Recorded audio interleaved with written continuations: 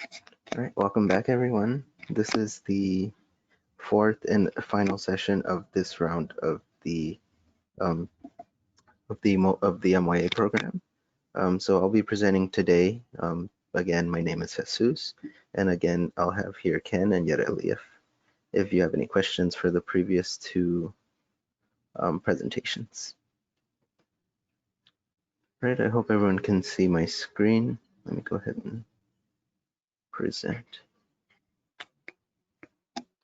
Okay, so just some quick housekeeping. I noticed now that a lot more people have access to their microphones. I'm gonna go ahead and unmute everyone. So if you can go ahead and mute yourselves on your end, and then whenever you need to speak or you want to speak and share your thoughts, you can unmute yourself.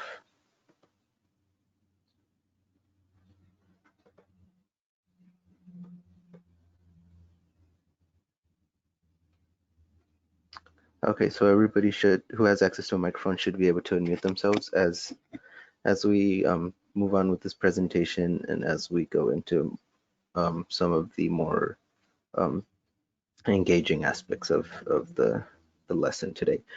So today's lesson, as you can see by the slide, is going to focus on civic engagement and policy. So we're going to be looking a little bit more in depth in what you can do as youths to address some of the issues that we talked about in the previous two presentations. So if you remember last presentation, which was yesterday, we talked about some of the issues that you've seen in your community surrounding substance use disorder and just substances in general. So now that we have all this information, how do we move forward with that? So that's what we're going to be going in depth about. Any other housekeeping tools, Ken or Yareli, that you might want to say before we start? No, just maybe test out the tech once we start the slides, but that's about it. Just welcome back, everyone. Yes, welcome everyone. And I'll also be monitoring the questions as the chat. So if you still want to insert any answers or comments that way, we can also do it. And I'll be reviewing them. All right, so moving along, if you remember yesterday, the homework was to first send a list of who you believe stakeholders are in your community surrounding substances and substance use disorder. So we did receive some responses for that, and we'll go into unpacking that later on in the presentation. But the second portion of your presentation today was to watch this video to get a little bit more knowledge on what policy is and how to make it a little bit more fun for everyone.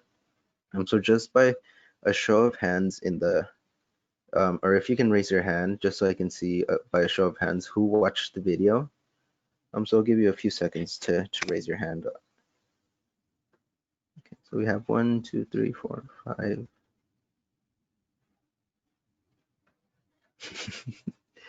Okay, so it looks like a majority weren't able to watch the video for whatever reason that may be. So I'm gonna go ahead and try and play the video right now, just so everyone's on the same page and we can talk a little bit more about it and unpack it as we get into the more in-depth concepts. So let me play it and hopefully everyone can hear it.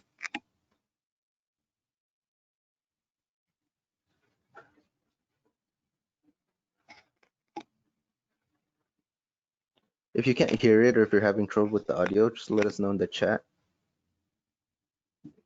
So on my end, I can't hear it. You can't hear it? Okay. So let me see what I can do.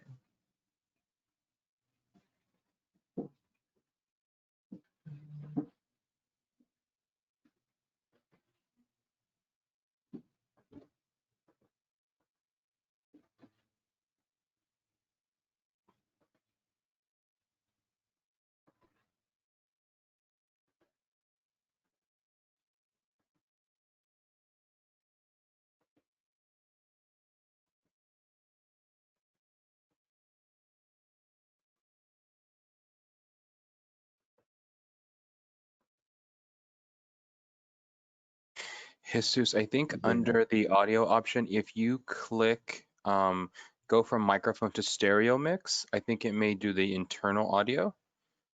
So when you play it, so Let's try that.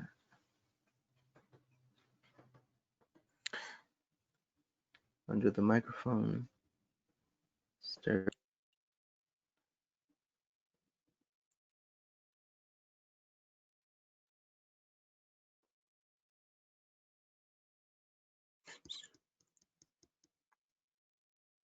so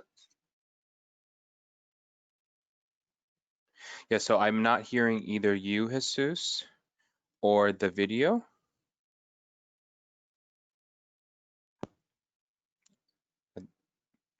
Go ahead and talk again. Can you hear me now? I can hear you now. There you go.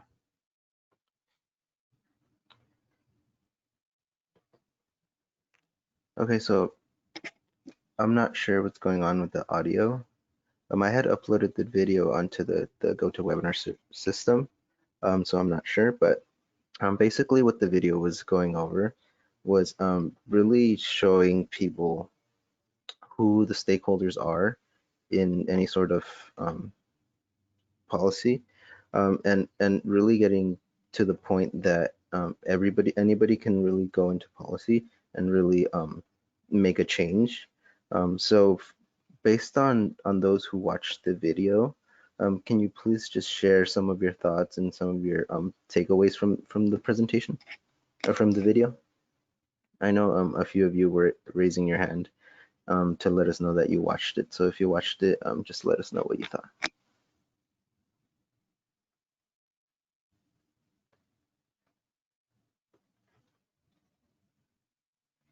You can either chat or unmute your mic. And just your thoughts. There's no wrong answers. Don't be afraid to let us know. That's what we're here for.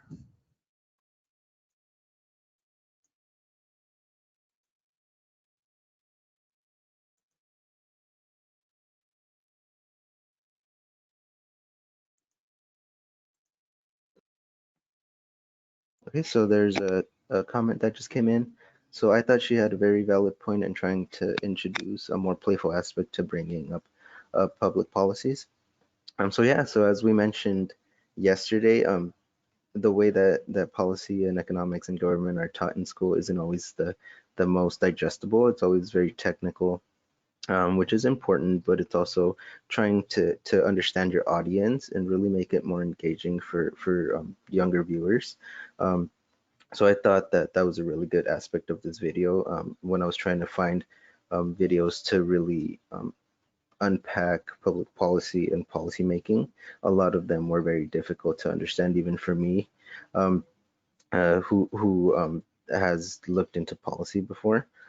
So this one was one of the ones that stood out as very fun and very engaging. Um, and then another comment that just came in was I thought that it was interesting that a few gamers were able to solve a problem the scientists couldn't. All right, so another point that this video made was really showing that some of the big key components to policy don't always fall within the people who get elected and who are the big decision makers. So it really gets you thinking, what can we do if we broaden our scope and not just rely on the people who get elected, but really rely on the people who are in the environment, who are going through these situations, who have more hands-on experience, what sort of policies and what sort of solutions they can come up with to different issues that they're seeing in their community, which is a really great segue into what we're doing with this program. We're reaching out to people in the community. So we're reaching out to every one of you because you're the ones who are in your community who are seeing these issues and really trying to see what sort of solutions you think we can bring to the table. So those are great observations. We'll try to resend the video out in a follow-up email just so people get a chance to view it because it is a really great way to understand a little bit more about how our government works. But moving on, these are the topics that we're going to be talking about today. So we're going to go into identifying advocacy strategies. So Yareli, in the second session of this program, went into advocacy. So we're going to recap a little of what she said. And then we're going to talk about tactics that we can use around SUD to really tackle the issues that we talked about yesterday in Ken's session.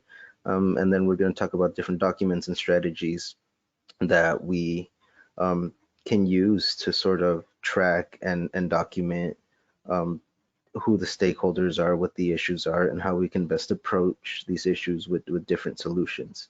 Um, and then we're going to unpack some of the substance use disorder stakeholders that you sent over and really take a more in-depth look of who's in your community that might be affecting the issues that we're seeing.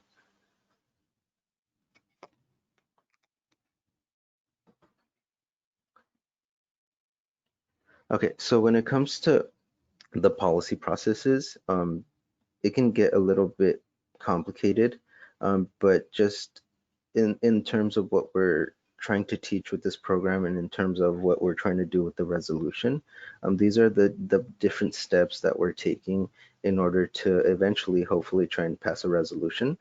So some of these concepts we've embedded within the past presentations. So for example, the problem identification, that's the very first step in this process. So we have gone ahead and identified substance use disorder as the problem that we want to tackle. Um, and you as students in your community, you sent in some issues and some problems that you've seen in your community revolving the substance use disorder. So we already have that down. We can revisit that moving forward if you wish to get a little bit more specific on some of the issues. And then the next step is what we call policy options or analysis.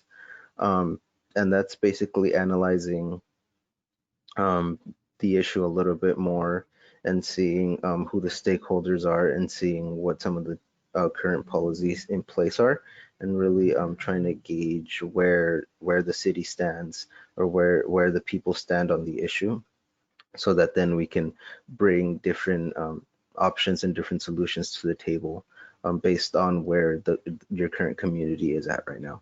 And then after you get all that, after you do your analysis, after you do your surveys, your your analytical tools that will go into more in depth in later on in the presentation.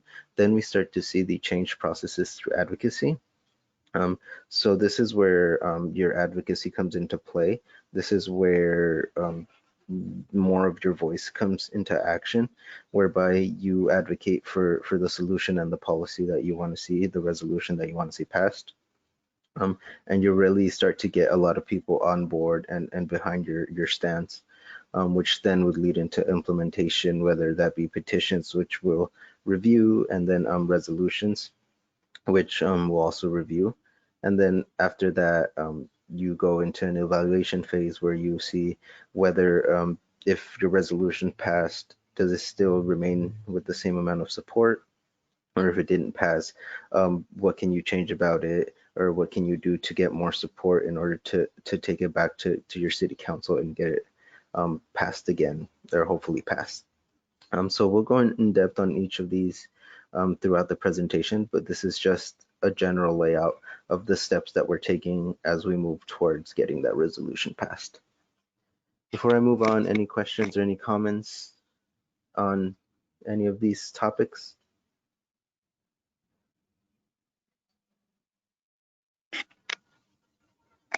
Okay, we'll go ahead and move on then.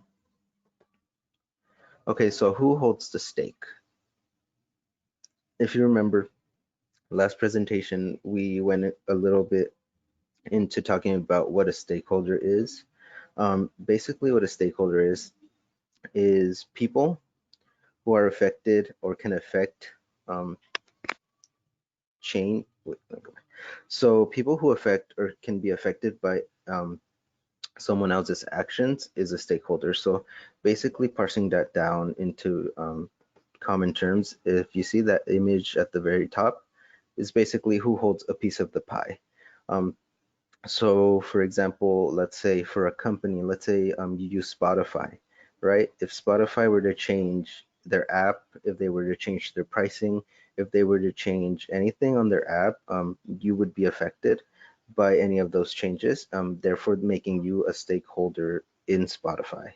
Um, so the key thing to know is that to be a stakeholder, you doesn't always mean that you have to be putting money into the organization or be like an administrative person in the organization.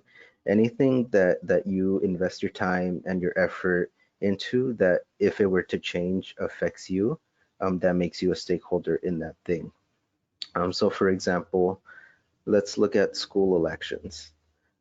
So if somebody is running for like student president or class president, they have to set up their whole election campaign in order to get people to vote.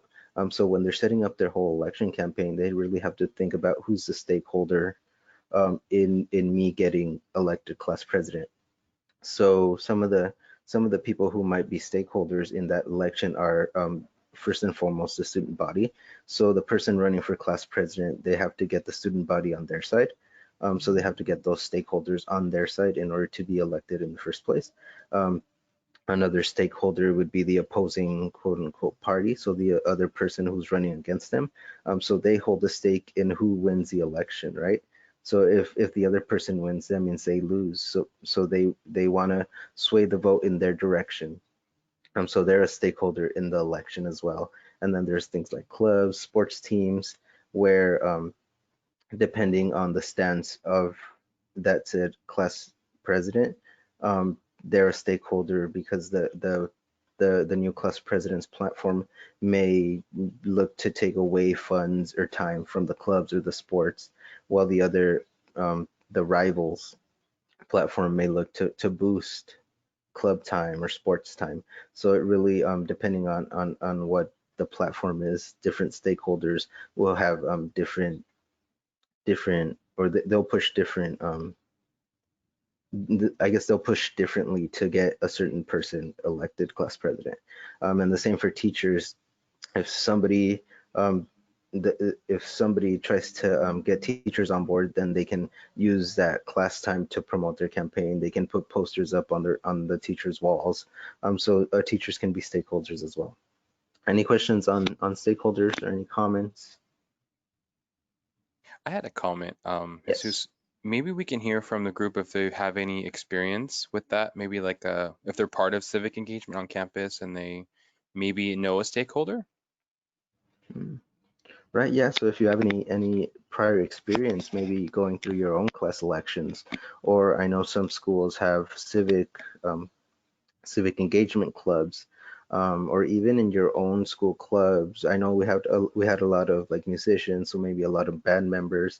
I know that they have in band they have different like elected positions. So if you've had any experience with that and you don't mind sharing who the stakeholders were in that situation, we would love to hear it.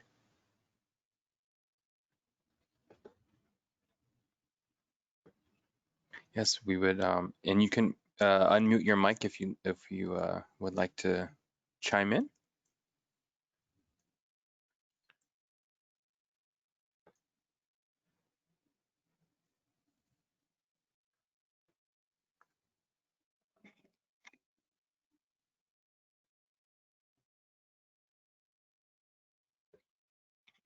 And same goes for our panelists. If you want to share any sort of election that you've been in or anything where you might see a stakeholder.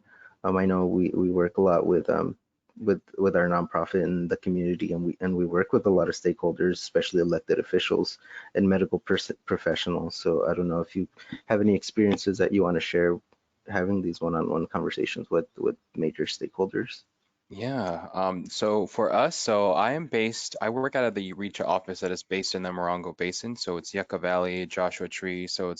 Um, it's part of San Bernardino County, but there's only one school district. So it's the Morongo Unified School District that runs all the schools there. So part of me and our program is I have to talk to the school intendants, the individuals who run in the Morongo Basin School District. So the superintendents, the teachers, staff, the youth club. So those are all my stakeholders. So I have to figure out, right, who's affected by the programs like Matt or affected by these youth programs, which are the students, right? They're the ones that benefit. and the people that are in the not in my way, but the people who are there to help me or to say yes or no are those teachers and the principals and the secretaries and all the individuals who run the programming. They're my stakeholders that I have to talk to and work with.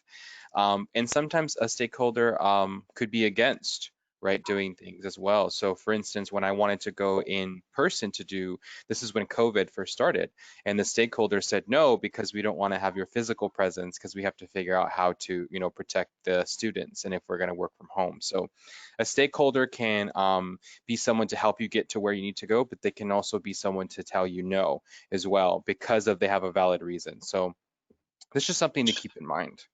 Yes, Ken. And that answers Zach's question. He wrote in the chat. So a stakeholder is someone who is affected by the actions, regardless if it is positive or negative towards them. That's correct. Great observation. Yep.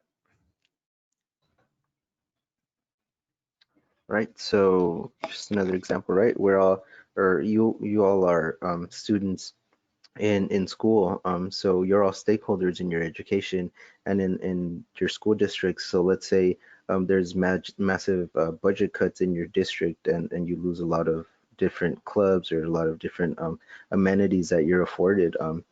Even though that impacted you negatively, you're still a stakeholder for that school district and for that education.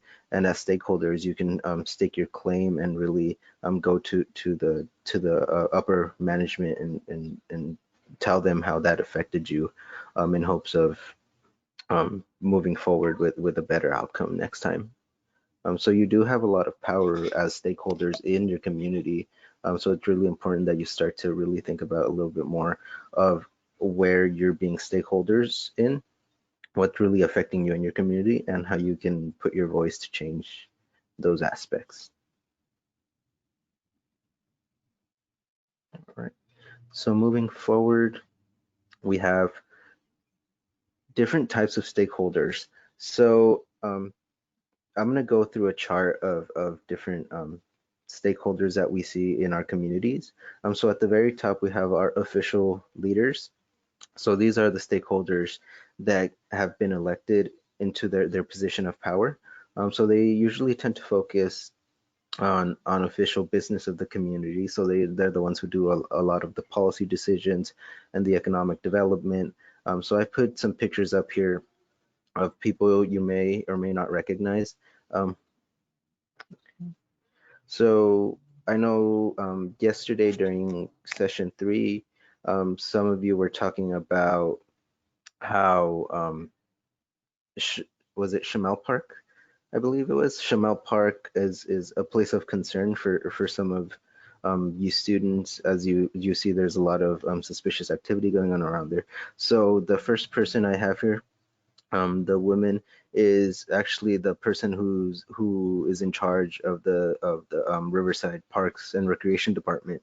So she's one of the elected officials who you would want to contact with any concerns. And then um, next to her right, we have the superintendent of the um, Riverside Unified School District. So I know a lot of you belong to the or are coming from the Riverside Unified School District. So he would be a major stakeholder and a major player in any sort of decision that involves the school district. And then under under the lady, we have the mayor of Moreno Valley. I know some of you, or some of the lists that were sent over about stakeholders specified the mayor of Moreno Valley. So I'm assuming that you're viewing from Moreno Valley. So he would be the person who would be one of the major elected officials there. And same goes for the person next to him, which is Mayor Rusty Bailey, who is from here in Riverside. So these are just some examples to to sort of get you thinking of who you've maybe seen out at different community events. So they're not just people who show up, they're actually elected officials who hold a lot of power in your community and your city. So you might want to start getting to know them a little bit better. So whenever you're out and about and you see them, you know that they're there for a reason, and you can sort of try and see what they're doing at that event and what they're promoting. And then if you have any concerns, say with Shemal Park, you know who to go to and you know who to contact. So moving down the ladder of this chart, we have what we call civic leaders. So these are leaders in the community who aren't necessarily elected, and they don't necessarily hold the power to they themselves write and pass policies like the elected officials do. These are more like religious leaders, neighborhood association presidents, and they represent particular groups of people or institutions. So here I put two leaders that you may have heard of, who were leaders in their own community and their own groups. And even though they weren't elected officials, they had the power to really push forward their own policies and their own work through advocacy and through some of the different policy options and routes that we've talked about during this whole program. So we have Martin Luther King, who was a great leader, who was around during the civil rights era and who really was a major player in that movement, the civil rights movement. And then on the left we have Che Guevara, who was a really influential leader during the Cuban Revolution. And even though these two individuals weren't elected officials, they still had the power to really push forward their movements and really create that momentum in order to have policies enacted. So those are another form of leader that we see in our communities. So if you think of everything that's going on right now, you can really start to see who the civic leaders are in your community, in the world. I know a lot of social media can make it a lot more easier to really get in touch with these leaders if you're really interested in following in their footsteps and getting involved a lot more in advocacy and in social movements. Civic leaders would be great sources to sort of learn from. And then another type of stakeholder that we see in our community are known as catalysts. So these are people, organizations who have wisdom, know-how, and historical perspective about issues and places. So a lot of people turn to these catalysts for guidance and for help. So oftentimes catalysts don't have official titles, so they're not elected. They're not necessarily putting themselves as leaders of a movement or of a issue, but they are often the voice of the community, or a big part of the community, and they hold authentic voices of the community, and they offer a lot of insight and advice on some of the issues that the people really care about, and they sort of act as that bridge between the elected officials and the community. So, for example, Reach Out is an organization, the organization that we work for, that plays this role in our communities. So this program is a really great example of how we're doing that. We're reaching out to the community, seeing what the issues in the community are, seeing how the community members want to address those issues, and then bridging that gap between you, the community, and your elected officials. So as we'll talk about later on, but after this round of the MYA program, we're actually going to continue doing more sessions in hopes of passing a resolution. So we're going to be bridging that gap between the community and the elected officials by being that sort of communication and really reaching out to elected officials and being there to help you along that way, so you don't have to do it alone. And then down here we have what we call connectors. I didn't put an image here because connectors are really just an individual per individual basis. So what connectors tend to be are people who move from organization to organization. They don't necessarily just stay with one organization for a long period of time. They just go from one to the other, learning as much as they can, and then taking that knowledge and moving it on to the next organization and really spreading knowledge as best they can. So what they tend to do is be like that source of knowledge for different people, organizations, and they can they often can lead you to influential, I guess connectors often can lead you to influential but hard to find leaders, because they've been to so many organizations and they've met so many people.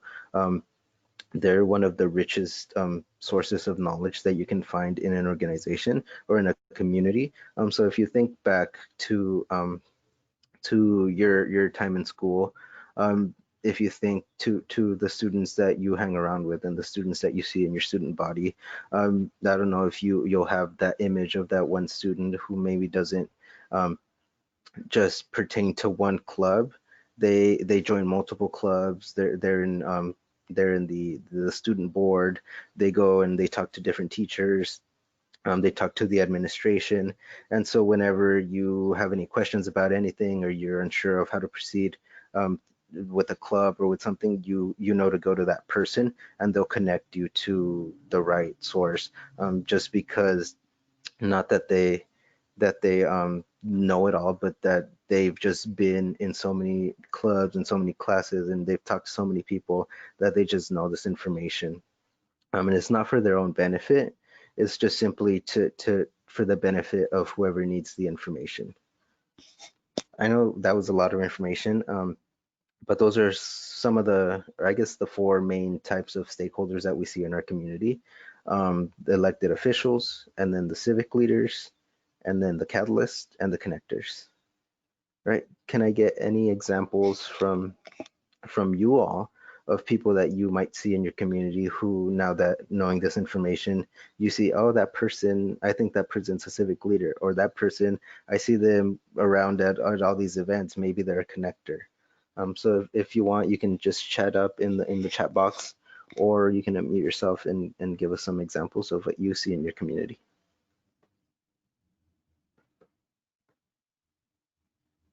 And Jesus, for clarification, or will these be the examples that they brainstormed? Should they use those examples? Yeah, that'd be a great choice. I know a lot of you sent over some good examples of stakeholders. So maybe pick a few out of that list that you sent and see where they fit amongst this table of stakeholders. So again, it was elected officials. Yeah, so it was elected officials, civic leaders, catalysts, and connectors. Got it. So if you want, you could place that in the questions box, in the chat box. You could type it out. We'll give you a second to type it. It might be a little longer. It may take a while to type it out, or you can unmute Yeah. your mic. Mhm. So Pesha mentioned in the chat that perhaps the leaders of the Black Lives Matter movement. So Hmm. that's right on, right? So even though they're not elected, they are the faces behind the movement. They have that engagement. They're the ones voicing their concerns for the movement. So yeah, correct. Right on. Hmm. And as we've seen, even though they're not elected officials, we're starting to see a lot of different policy changes in response to these movements. So it really goes to show that you don't have to be an elected official in order to get policies enacted. Thank you, Pesha, for sharing.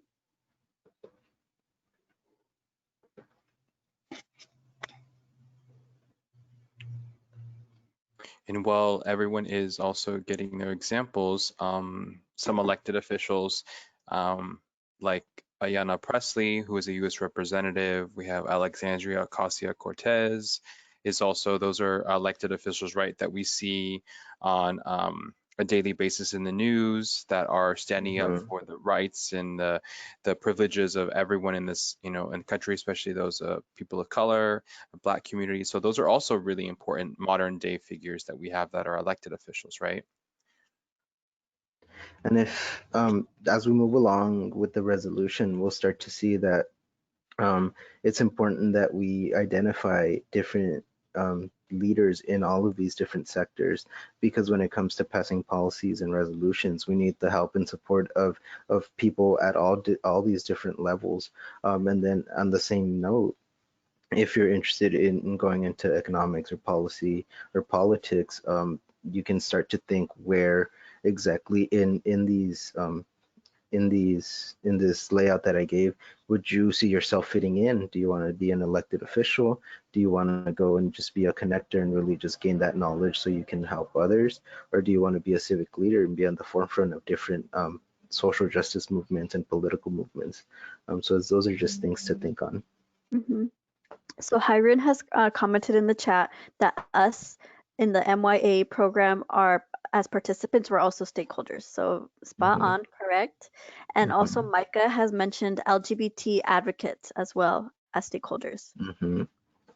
So Yeah, right. Great examples, yeah. yeah. We're all stakeholders, right? We all can now start becoming connectors, right? We can learn knowledge and from all these different programs and instill that in different people. And those who are LGBTQ advocates can, for be representatives for those who are youth and adolescents to develop safe programming, education, to understand sexual orientation, sexual identity, gender expression, right? All those things are really important. Hmm. And recently there's been a couple Supreme Court rulings that have really affected this community. So yes, they need those advocates to represent their community and to fight for what they are looking for.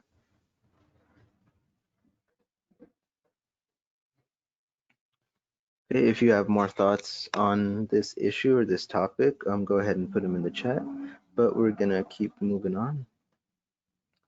Okay, so here is a quick tool that we've created, which will really help you to start thinking, or which will help you start thinking more about what role these stakeholders play in your community.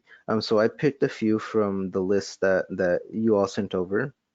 Um, and I went ahead and put it in this table. So what this table does is it helps you see who your stakeholders are, why you think they're interested in the assistance in substance use or opioid use disorder.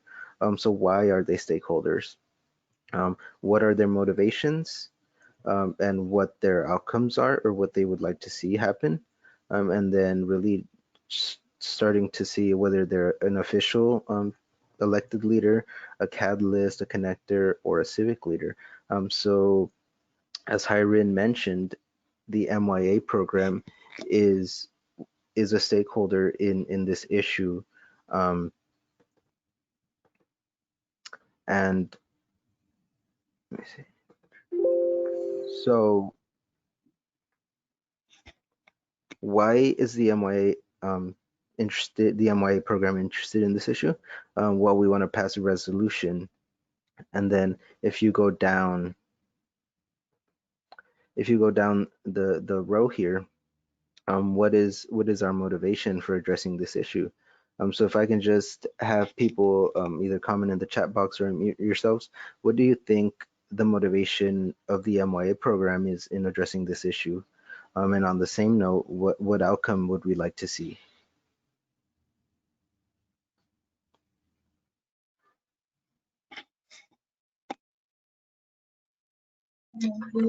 I think our motivation is to like we want everyone to be safe, like yeah, and we don't want them to be negatively affected by the other drug users and stuff. Yeah. Mhm. Right, exactly. So that's one of our driving forces, one of our motivations is the safety of basically everyone in our community. We don't want people being exposed to these harmful substances. Um, so we're going to push to have this resolution passed that'll really help us in achieving our goal and our motivation of having a safer community. Good job. So the same thing goes for parents down here, um, and their motivation may be the same as the MYA program's motivation, which is kid safety. So they want their kids to be able to go out to the park or be able to walk to school and not have to worry that they're going to come into contact with dangerous substances. So as we can see, the MYA program and the parents have a very similar motivation, very similar goal, which would be to pass that resolution. So now that we have this and we know that their motivations are similar, then maybe we can reach out to parents and bring them on board and have them support the resolution. Um, So down here we see people with SUD. So people with SUD may be stakeholders in this resolution, because if we were to pass this resolution, whatever we end up choosing the resolution to be, it may limit their access to these substances, which may lead to them getting treatment or them having better access to treatment. So that makes them stakeholders in this resolution as well. Um, but on the flip side, we can see that maybe someone who isn't necessarily ready to seek treatment, and this resolution makes it a little bit more difficult for them to get a hold of the substances. We can see how they can be a stakeholder that would oppose the resolution. So we have to start seeing the stakeholders from different points of view and really start to see where they might come from so that we can prepare to have our counter arguments ready to go. Yep. Same goes for mayors and school districts. And Jesus, I would like to share a comment that Grace typed in. She Hmm. said they might want to help those with SUD recover from their symptoms and help those in future generations from the risk of SUD. Right, exactly. So it's also So about spreading awareness. spreading awareness. Maybe part of this resolution can be to have the city make more substance use related campaigns or billboards or marketing, and really educate the community a lot more, and educate them a lot better. So those are all really good examples that were given to me. Another one that I wanted to go over down here is treatment centers. Um, so treatment centers are a huge stakeholder in when it comes to substance use. A lot of treatment centers may want to get more people through the doors, depending on what their philosophies are. There's a lot of treatment centers who really want to help people genuinely, but there's also a lot of treatment centers who may be in it for the money, which is one of the issues that we're seeing in the substance use community, is some treatment centers wanting to really um, use up people's insurance money in order to help their treatment centers get more profit. So depending on what sort of treatment centers are in your community, um, their stake in this resolution might shift a little, whereby one may be for the resolution and really wanting to help people get better and really providing that whole person approach to their treatment. But other treatment centers may be against it, because if people are getting treated, then if people are getting treated to the best care that they can, um, then their profits might go down. So it's really, I'm starting to see who plays a role in your community and what their motivations are for being there in the first place. Any comments or questions on this? So this is a neat little tool that moving forward, if you continue with the program, we'll be using this a little bit more in depth, and really starting to look at your specific community and what's going on in your community, and filling this out in order to help us draft up the resolution and really present it to your elected officials. So it's just a quick introduction, but we'll be expanding upon it in the later sessions if you continue with us. And Jesus, before we move forward, I just wanted to add, during our session yesterday, we made a lot of notes. We had talked about things like the public parks. So Chamel Park had a lot of those who were suffering from substance use disorder, and they were in the presence of I believe it was an elementary or preschool that was bordering Yeah. the fence. And then we had another individual from Riverside have that there was 14 marijuana dispensaries and liquor stores Hmm. directly in her neighborhood at that part of Riverside. So just to keep everyone thinking about those type of themes and those type of things for the resolution, like would it be to have liquor stores remove signage. You know, there's so much signage about vaping and hookah and substances. Or would our resolution want to be that we would find treatment for those who are homeless or who are in the parks trying to look for resources or treatment? Or would we want to build some sort of declaration around youth in the schools to actually be the people who talk peer to peer? So just keep that in mind as we move forward, just the type of topics we want to tackle and the issues and concerns we want to tackle as a group. Just wanted to throw that out there. Mhm.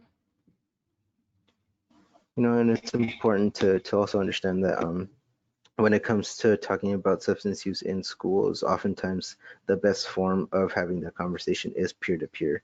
So maybe if you believe that having some sort of peer system implemented into your school through the resolution would be best, we can also go ahead and do that. So just be as creative as you can, and then we'll parse through all the ideas as we move along with the resolution.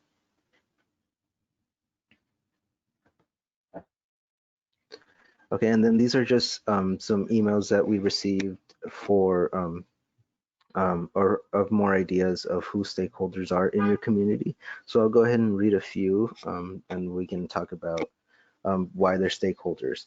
So this first one at the very top right says substance use disorder stakeholders list.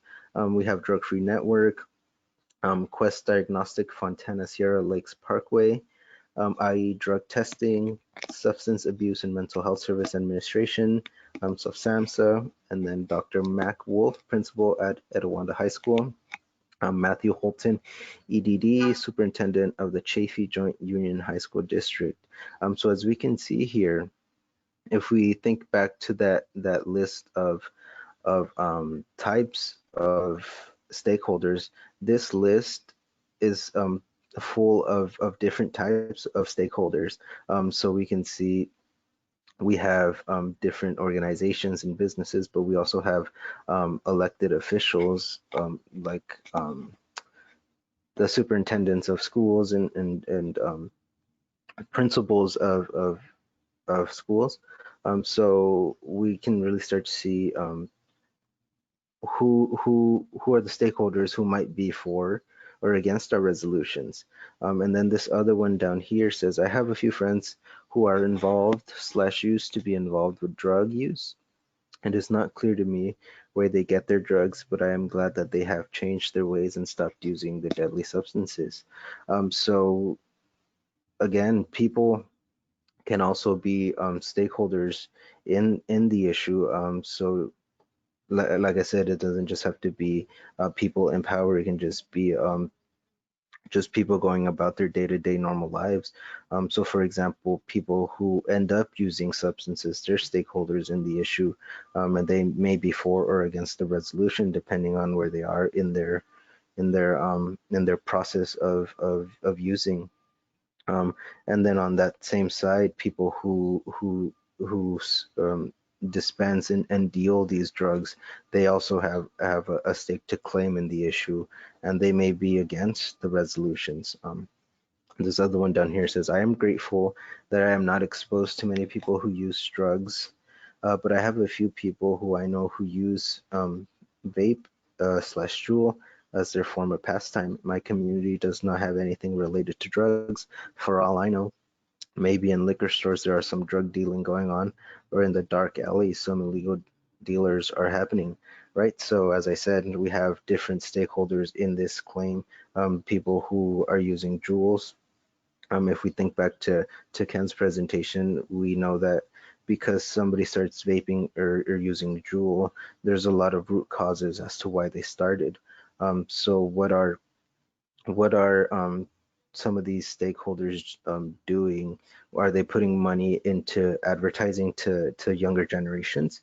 So if we think back to all the commercials that we mentioned earlier, where we have a lot of these vaping and Juul companies targeting younger demographics and younger people, the stakeholders who are pushing forward those commercials and who are funding those commercials, those are some of the stakeholders that we may have to try and counter when we start talking about resolutions to pull back their marketing and pull back their commercials and their targeted marketing towards kids. And then this last one says, um, some stakeholders that I believe are stakeholders in my area are teens, parents, school teachers, counselors, principals, city council members, government officials, and children who are in areas exposed to substance use. So you hit it straight on the head. Anybody really who has come in contact or who can come in contact with the substance is a stakeholder in this resolution because they can be affected or they are affected already by it. So really what we wanted to do with this exercise is to really push forward the idea that anybody is a stakeholder in this issue and anybody can be a stakeholder. So it's not always just the elected officials who have the power to really have a voice in the issue, because they're not the only ones being affected by the issue. Oftentimes, it's the community members, it's the people who are living in these situations who have the best voice and the most power to bring forward the issues and to get these resolutions passed. Anybody have any comments or want to share um, any other ideas of who they think stakeholders are? Maybe you didn't have time to turn in your homework, but as we went along this presentation, you had some ideas of who you think might be stakeholders. Just go ahead and type it in the chat, or you can unmute yourself and let us know.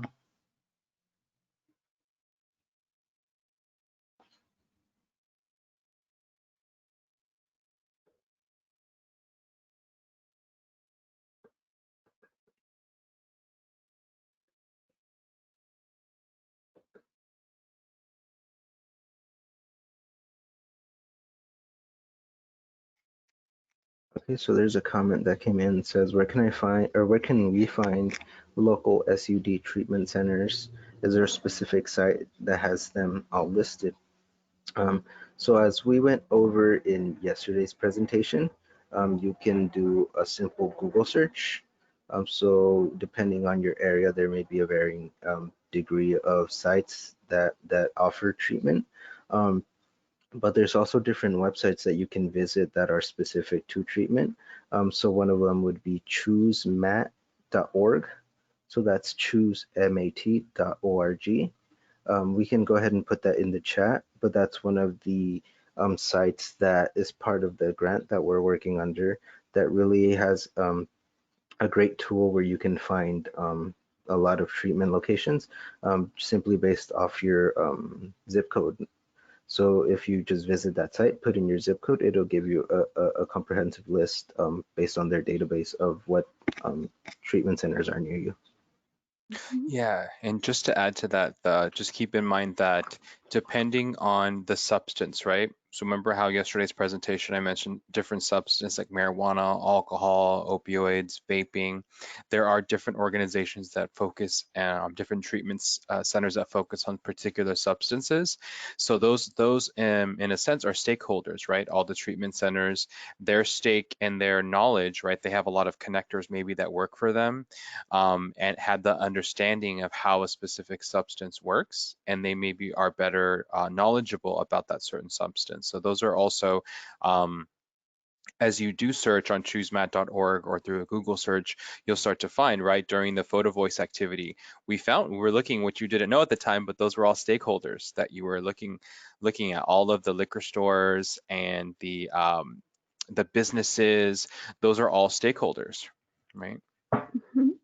And we also got in the questions chat, school leaders, for example, principals and teachers. So yes, that's correct. So if principals and teachers are catching a lot of children in their schools who are using vape or Juul or whatever it is, if they're caught with it, they want to pay attention to that and they want to see what is out there. Who can they contact to help stop this? And they're going to have a say as well. And then Zach also mentioned anyone exposed to, let's see, anyone exposed to the substances is a potential stakeholder. So exactly, that's correct. Mhm. All right, so we want to start to see who the stakeholders are, where the stance is. and see who we can bring on board to really push forward a resolution. Mm-hmm. Which leads me to the next topic, which is this other tool that was designed in order to help us look a little bit more in depth on the issues and who the stakeholders might be. So this is just a quick breakdown um, to introduce you to the tool. But as I said, once we move forward with our next sessions, if you're still wanting to join us, this is a little bit more of the more hands-on and in-depth work that you'll be doing in order to get that resolution off the ground. Um, so just let me go over what this tool is. I know it's a lot to look at, but I'll go ahead and deconstruct it. Jesus, So could we possibly just zoom in on maybe a section at a time, if yes. it's possible? I think that might help. Mm-hmm. And leading into this, Samantha also commented in the chat. She said she says another stakeholder is the parents. Many of them don't know about smoking, vaping. They don't know what to look for. So, like we said, some of them look like USB drives, some of them look like lipsticks.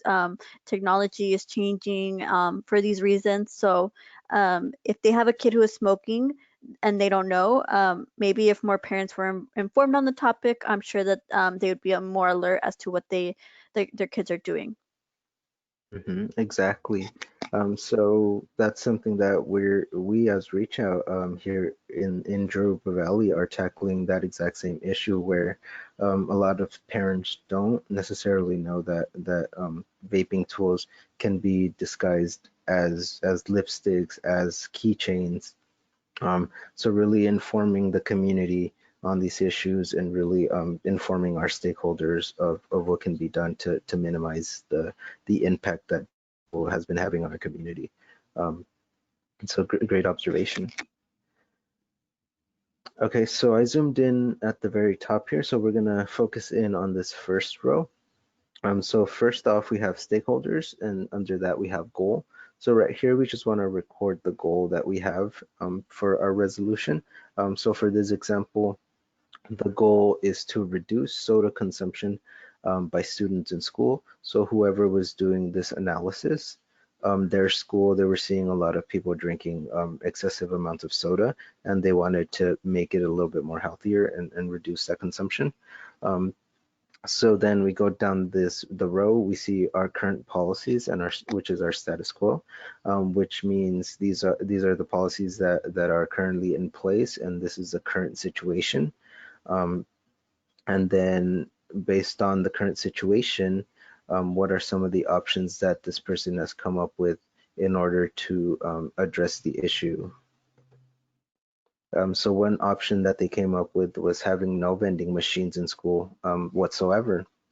And then their second option was no soda, still having the vending machines, but having no soda in the vending machines, right? So if we go down the columns now under our stakeholders, they listed out all the stakeholders that they could think of who might have a stake in the issue. All right, so we have students, parents, teachers, even the vending machine dealers, beverage companies, administrators, school clubs, school nurses. So as many stakeholders as you can think of, you can just go ahead and list them out. The more you have, it's probably the more comprehensive we can make our policies. And then what this person did is they went around and they got a consensus from each stakeholder as to whether they were for or against the current policies or if they were neutral. So if we can see here, the plus sign means they were for the policy. The negative sign or the minus means that they were against the policy. And then the zero in the middle here means that they were neutral. So this person went around and they asked the students, right? So students, are you currently for what's going on with the soda? Are you okay with the policies that are in place?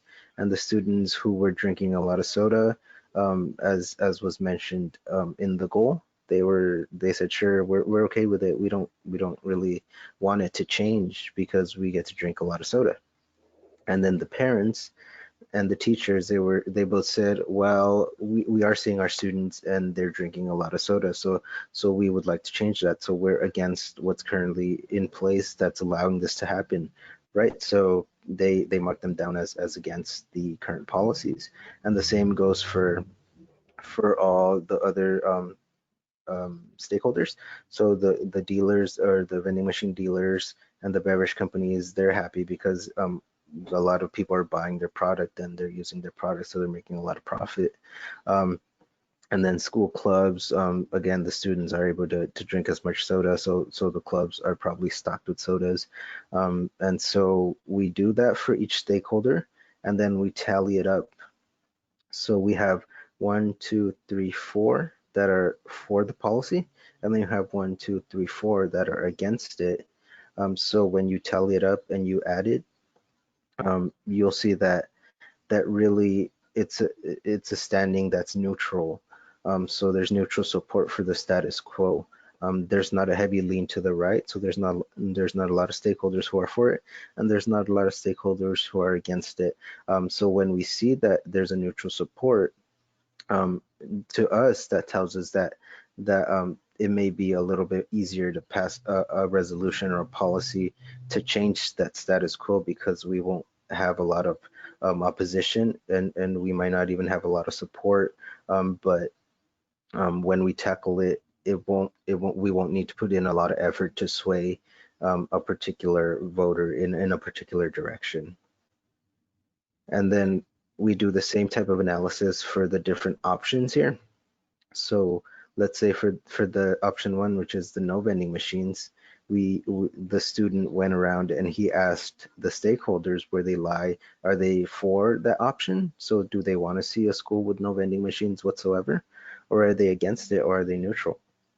So based on this analysis, we can see that a lot of people were against it. So if we were, so yeah, so a lot of people are against it, and only a few are for it. So there was 1, 2, 3, 4, 5 that were against it, and then there was 1, 2, 3 that were for it. So if we total up all those tallies, we'll see that there's a -2 down here, and that tells us that not a lot of people actually support this policy. So there would be so not a lot of support. Will need advocacy for stakeholders. So a lot of people are not really for this option.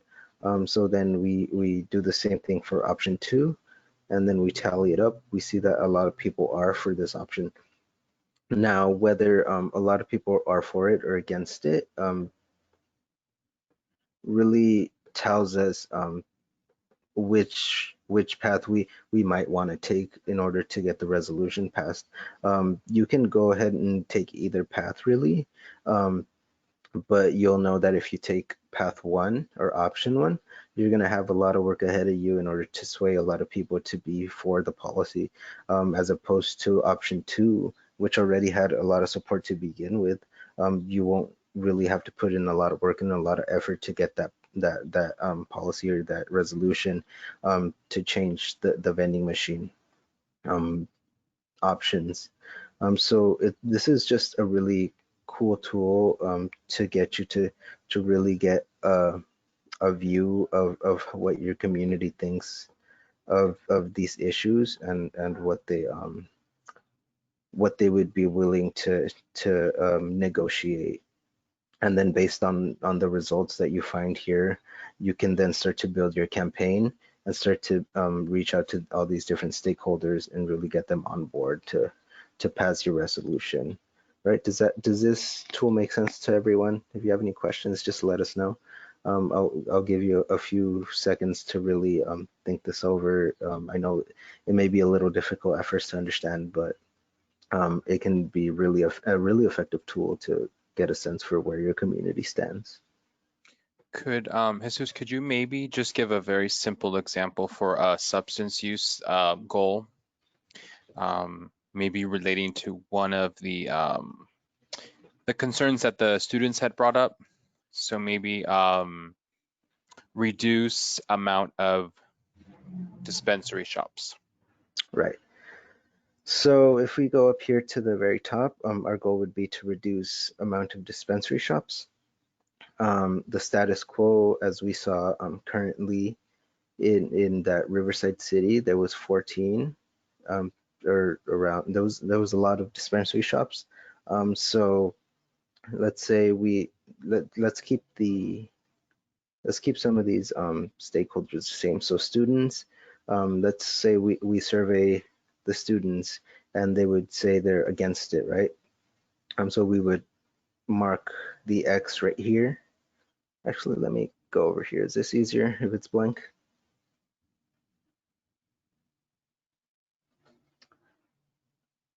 Is it Yeah. easier? Is it easier if it's blank or with the Uh, writing? let's see. It's up to the students. Could you fill in the fields on the blank one as we go along? Is that possible, or is it a picture? It's a picture, I believe. Yeah. Gotcha. Well, maybe let's have one of the students give us an example they want to work through, and we could do it as a group, maybe. Right. Yeah, let's do that. So you choose a goal around substance use that you want to maybe use this tool. Remember, this is just practice. So let's see some engagement in the chat. I know you all have a lot of insight to this. So anyone can, It could be a simple example. yeah. What goal would you want to do? It could be related to your school, what you're seeing in school, and we can go from there.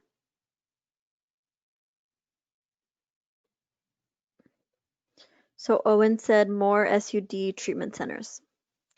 Okay. Let me see if I can get fancy here. Oh, no, no, no. I see a pen. Remember how we said on session one, technology is, we're never in Mhm. charge, right? We're always learning. So thank you for bearing with us. Okay, let me.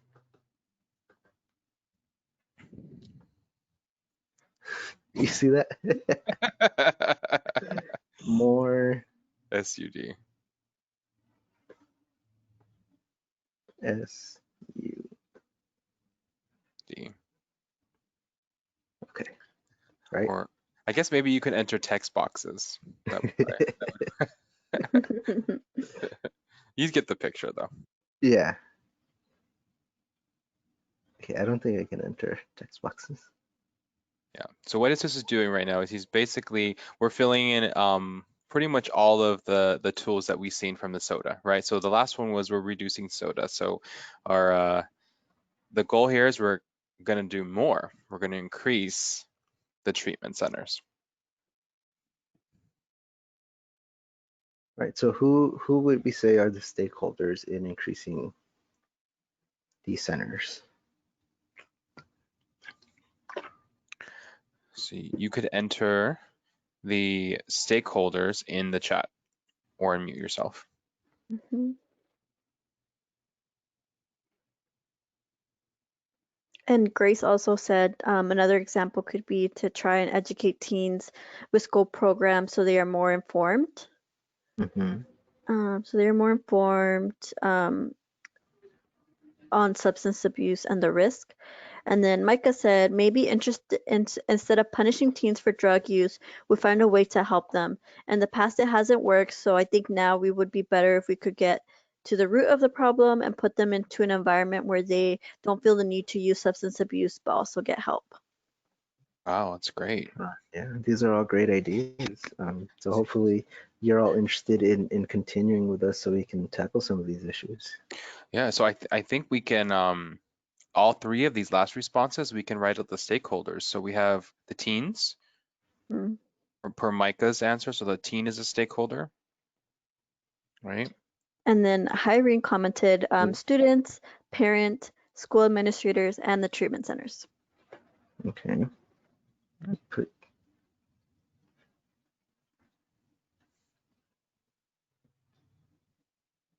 Yep. Zach said parents. treatment center workers and owners. Mm-hmm. Oh Yeah, yeah. so those public health agencies. Yeah. Let's put centers.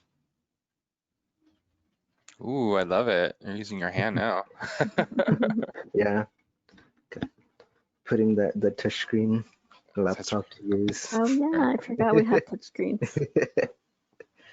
Okay. What was else? Schools? Was that another one? Schools. Mm-hmm. Schools. And then so I guess part of schools was the administrators. So I guess that's part of the school, right? Yeah. Grace said that liquor stores would also be another stakeholder. Mhm. So those who are Mm, selling the substances, right? They obviously have a stake because money, their money, Yeah. the money that they get. mhm. Let's put sellers so we can include liquor Everybody. stores and like people who are illegally selling, Yeah. So dispensaries as well. any type of seller. So seller of a substance. Yeah. So Hmm. All right. So the current status quo that we see right now is that there's a lot of dispensaries, right? Or was that was the last example, yep. right? So the current status quo that we're seeing, based on the search that we did yesterday on Ken's session, was that maybe there weren't enough treatment centers currently. So if we were to, let's say, hypothetically survey all of these different stakeholders, where do we think they would lie? Positive, neutral, or negative with the amount of current treatment centers that there are? So let's go with teens. What do we think teens would say? I would say they want to increase it. I would say they are for making more because Yeah, it's coming from the students' concern. yeah. So Owen has a concern. Owen has a stake in this. Owen is a stakeholder. So who brought Okay. this up? So Right. They want those resources to be in their schools or in their communities. mhm. All right. What do we say about parents? Right, positive as well, I would believe. I would say they want it for, or if by the chance their child does develop substance use disorder, I think all parents would want them to have a treatment center near their house, right? Hmm. Hmm. Right. And then treatment centers, would they be for or against more treatment centers? I would say yes, but they would ask, give us more money, tell the Mhm. government to pay us so that we can make this happen, so that that it could be possible. Yeah. Or there might be even some treatment centers who don't want more treatment centers because that's going to take away some of their business, right? Mhm. So I think, but let's put for consensus, let's say they want more treatment centers. And then Okay. schools, Yes, more centers. The more schools, centers. yeah, because the schools are seeing the students who are having issues, right, with substances. So on a day-to-day basis, they're, either pulling them out for having substances on campus or using it on campus or influencing others. So I think they would be for treatment and Hmm. education. Yeah. Exactly, exactly. And then sellers, I think we can all agree they would be against having more treatment centers, right? Yeah. Yeah, because they want you to keep buying alcohol and cigarettes and vaping. So if they cure you and they prevent you, then you're not using their products anymore. Hmm. Right. So now if we tally all that up, we can see that we have one, two, three, four that are for having more treatment centers. And then we have one person against it, right? So that means we have a positive three, which means we have support for treatment centers, right? Mhm. So then we Um, could take this, right, and then go to the people in charge of making that change happen. right. So this is a really abbreviated way of showing you how to use this tool. Again, if you continue with the program, and we start to really focus in on some of the issues that we want to address, we'll go more in depth and really take you step by step on how to do all of this, how to get that consensus, how to get that how to go out and survey people and really see where they stand on the issue. But just for the sake of continuing with the presentation, we'll go ahead and move along. Thank you all for your wonderful, wonderful Yeah. examples. So awesome. All right. So now that we've gone through that process of figuring out what the issue is and who the stakeholders are and what we want to do moving forward, that's when we start to think about these change processes. So advocacy. So what can we do now that we know what we want to do? What can we do in order to advance our our resolution? So as Yareli presented about in session 2 of the program, one of the key things that we need to do is start to advocate for the resolution and start to advocate for the issue.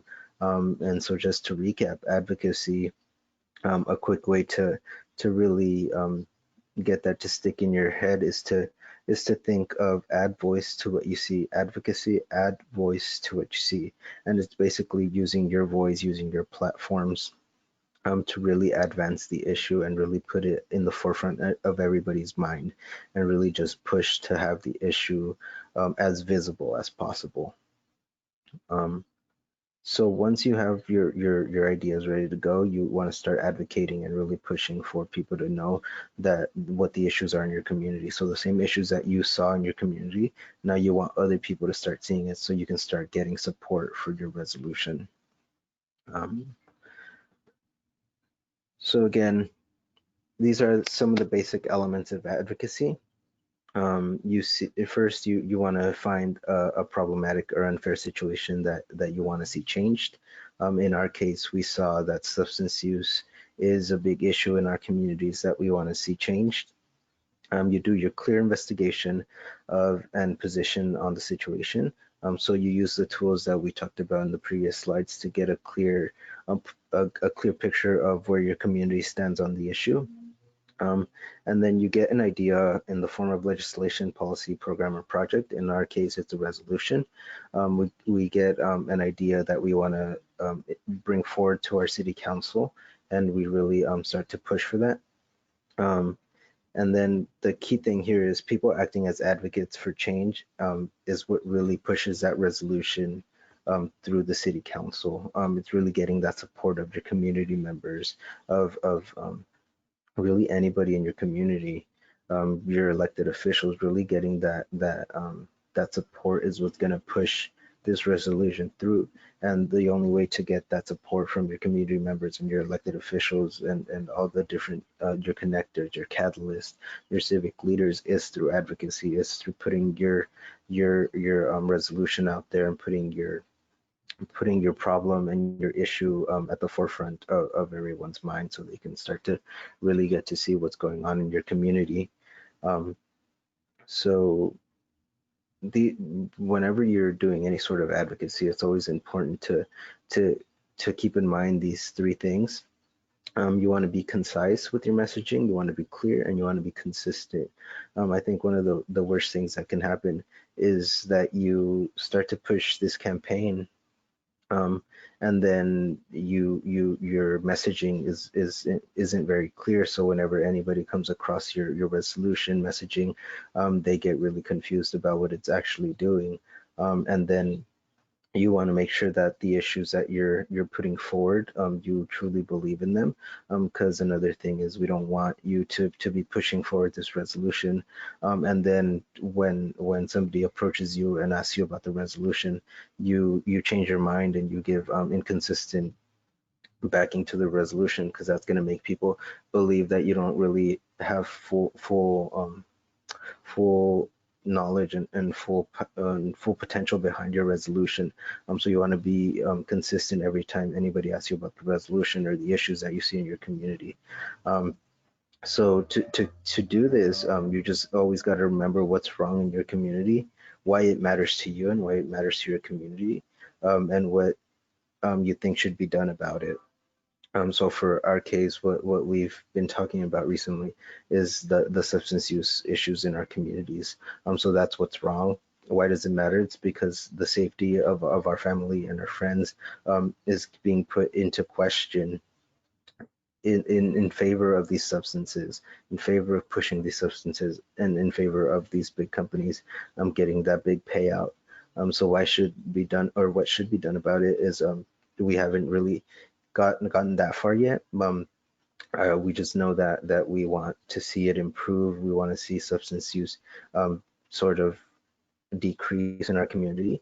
But what exactly we want to be we want to be done about it is a conversation that we're going to be having on later on if you continue with us. So any questions, comments, concerns about these slides about advocacy before we move along in the presentation?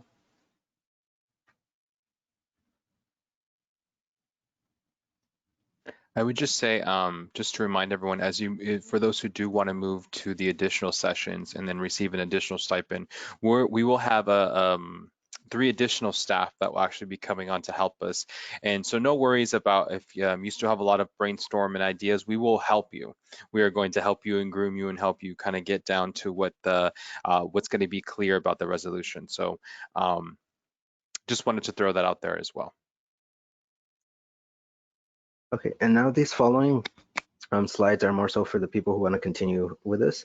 I'm going to be speeding up a little bit more because we're going to go in depth a lot more whenever it comes time to do those next sessions, and for the sake of time. But after you've done your advocacy, then we have to start talking about implementing um, your policy and your resolution. And one of the best ways to do that is to actually create petitions. So I know a lot of you may have seen a lot of different petitions going on around in social media. But what they are basically, they're formal written requests that are typically signed by a lot of people to show people in power, our elected leaders, where the community stands on certain issues. And there's many ways to collect and distribute these petitions. A lot of people like to do door-to-door collection where they actually go knock on doors and collect signatures and spread information and knowledge that way. But what we're seeing a lot of right now, since we can't go out into the community, is we're seeing a lot of social media petitions that are being shared and are created on petition websites. So like iPetition or change.org. So once we start our resolution process, we're actually going to ask each and every one of you to help us distribute petitions and help us, or you're actually going to create petitions and collect signatures to see how people are in your community in terms of their stance with substance use and what they want to see in their community. So once again, the importance of petitions, it helps recruit people to your cause. It gets your name and organization into the advocacy sphere. So if advocacy and social justice is something that you want to follow as a sort of career path, just getting your name out there can really help you in getting your foot in the door. And it's also a great conversation starter, an educational piece.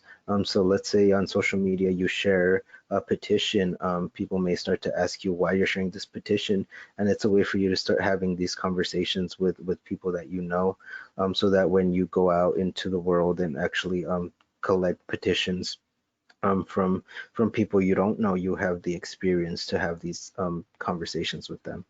And it's also a great way to bring attention to an issue. As we mentioned earlier, our elected officials most of the time aren't the ones who are living in our communities as much as we are. So they don't necessarily know what's going on. And sometimes they may be 100% in the dark when it comes to some of the issues that we're bringing up. So a petition is a great way to really collect the signatures of a lot of people and then take it to your elected official and really show them what's going on in your community.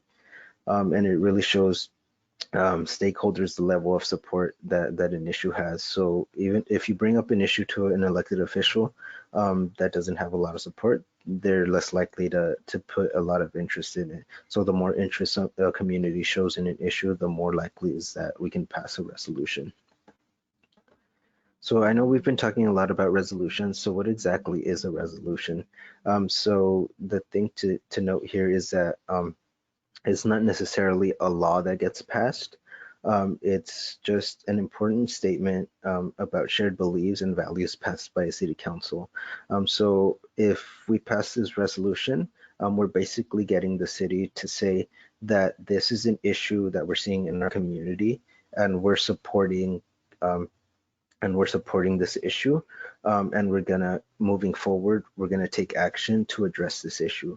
So at this point, they're just acknowledging the issues that we're bringing to them, and then moving forward, now they have this knowledge, and they have this resolution that they said that they're gonna move forward with action later. So eventually, when they're thinking about their policies and their budgets, they're going to start to think a little bit more about this issue in their community and what they can do to really help push this issue forward. So that's basically the gist of a resolution. And it's really important when we have resolutions passed, because it educates our decision makers. As I said, they don't necessarily know all the time what's going on in their community. So it really is going to help educate the types of decisions that they're making. If they know that we have a substance use problem in our communities, they're going to tend to push for more action towards decreasing substance use, and it'll develop important relationships. I know um, a lot of times when we're working in this sort of field, it really does come down to who you know in your community to get things done. So it's important to as soon as you can start making those connections with your community, because moving forward, those connections will really help you advance in your career. So it's a great way to help get your foot in the door with your elected officials, and gain valuable experience, and really influence the views and votes of your state and your legislator. So really getting your issue on their agenda will really, in the future when voting season comes around, they'll have that issue in the back of their head. So whenever they're doing their voting, they'll know where the community stands, and really impact how they're going to be voting for certain issues, right? So any other comments or questions about this? I know I just sped right through it, but we are, like I said, we are going to go a lot more in depth on both of these topics in the following sessions.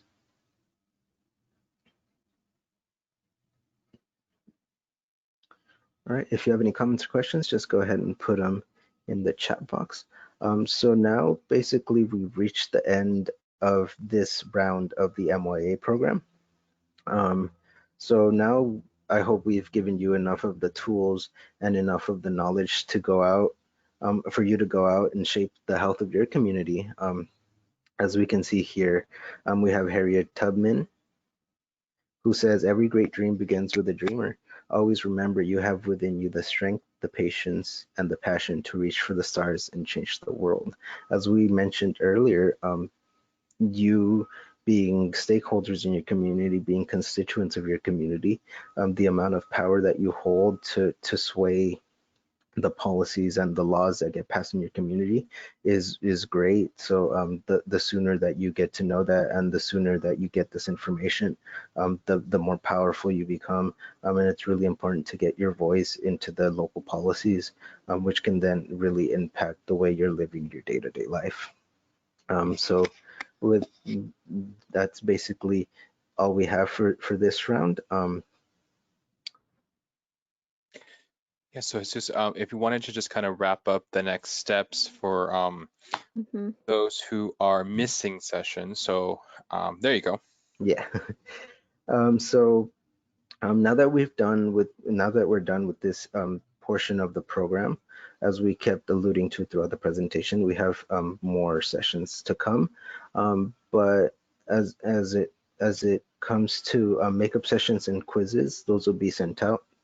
Um, so for your stipend, when you signed on to the presentation, your stipend, there was the requirement that you had to complete all 4 sessions. And if you're doing any of the makeup sessions, you had to complete the quizzes that were attached to that session. So the makeup sessions and the quizzes, we'll be sending those out to the people who missed any of the prior sessions. So we're going to reference our attendance sheet with who registered, and we'll be able to figure out who missed which sessions. And once you've completed all 4 sessions or makeup sessions and quizzes, you'll receive your $200 stipend. and most likely it'll be a check that'll be mailed to you, but we're still trying to iron out the details fully. So just if we need more information from you, be on the lookout for any email from either of us regarding the stipend. And then for the program continuation, we're planning on doing additional sessions. The goal of those additional sessions are to draft up the resolution, present it to your local governing bodies, so your elected officials, and then hopefully pass that resolution in your city. And for all that work that you'll be doing for those continuing sessions, you'll be eligible to receive an additional $200 stipend. So of course, if you're interested in continuing with the program and hopefully passing a resolution, you can go ahead and email any of us. I put all our 3 emails down here at the bottom. So you can just email us, let us know that you're interested, and we'll go ahead and send you out more information. Mm-hmm. Yeah, so we have a couple questions in the chat. Grace asked if we know when the following sessions are. Yeah, so we plan to take a little break. We have a holiday coming up at the end of this week, but when we come back from that break is when we're really going to be contacting you guys. And again, we want to make it flexible, and the dates are dependent on when you guys are available. Because this involves more collaboration. We need to schedule appointments with city council members in your area. So that'll be dependent, but we will send you that information. And then Micah asked, he said he couldn't find the quiz to take for the first one. So we will send that out to you guys. So now that the sessions are over, we can follow up with you guys and share those, have them available to you. Yeah, so so remember there were 4 sessions, so I think some of us started at session 2, and then there were some students that were not able to do session yesterday. So we're going to actually review all the attendance sheets. So we have all that information on our end, and we're going to review it. And once we're done, we'll actually contact you directly through email and tell you this is the session you're missing to watch it on YouTube. So we have them uploaded on YouTube. And then after you can take a quiz, and that'll show us that you've actually watched it. So the quiz has a couple questions, and you just have to pass it just to kind of show that you were paying attention during the sessions, because we know everyone's engaging now. But if you do watch it, we want to make sure that you have the content there. And I know Heather just had a comment. If someone missed the registration but has been joining the past 3 sessions, are they going to be part? Let's see here. Part Sorry, of the lost my attendance. part of the attendance. Yes, Heather. So we will go ahead and the first session looks like that person will be missing the first session. We'll email you the first session with the quiz, and that's all that will need to be completed to finish the whole program. So yeah, it will count.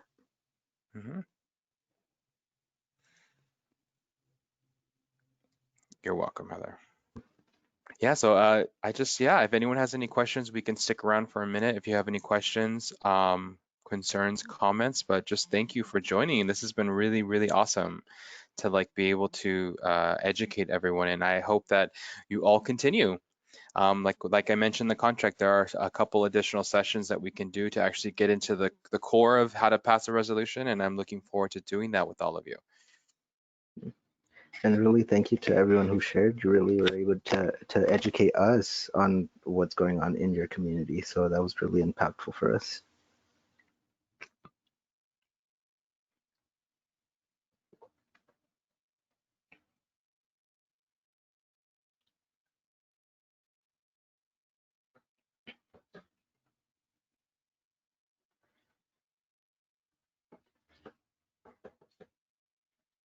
So I don't see any new questions or chat. All right, if there's no more questions or chat, once again, thank you everyone. And we hope to see a lot of you back for our continuing series. But if not, well, goodbye. Thank you, everyone, and stay safe. Bye now.